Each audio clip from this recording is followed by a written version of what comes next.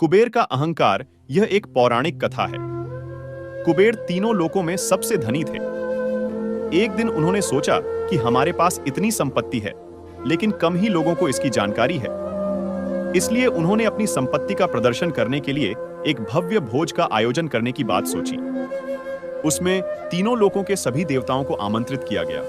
भगवान शिव उनके इष्ट देवता थे, इसलिए उनका आशीर्वाद लेने वह कैलाश पहुंचे और कहा, प्रभु, आज मैं तीनों लोकों में सबसे धनवान हूं।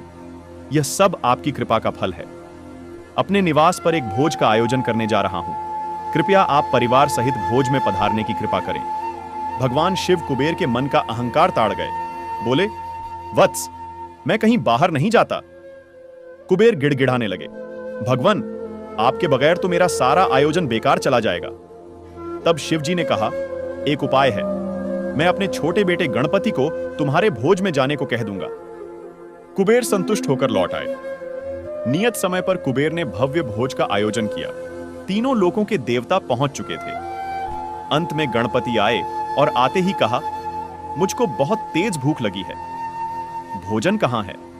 कुबेर उन्हें ले गए भोजन से सजे कमरे में। सोने की थाली में भोजन परोसा गया। क्षण भर में ही परोसा गया सारा भोजन खत्म हो गया। दोबारा खाना परोसा गया, उसे भी खा गए। बार बार खाना परोसा जाता और क्षण भर में गणेश जी उसे चट कर जाते। थोड़ी ही देर में हजारों लोगों के लिए बना भोजन खत्म हो गया, लेकिन गणपति का पेट नहीं भरा। वे रसोई घर में पहुंचे और वहां रखा सारा कच्चा सामान भी खा गए, तब भी भूख नहीं मिटी।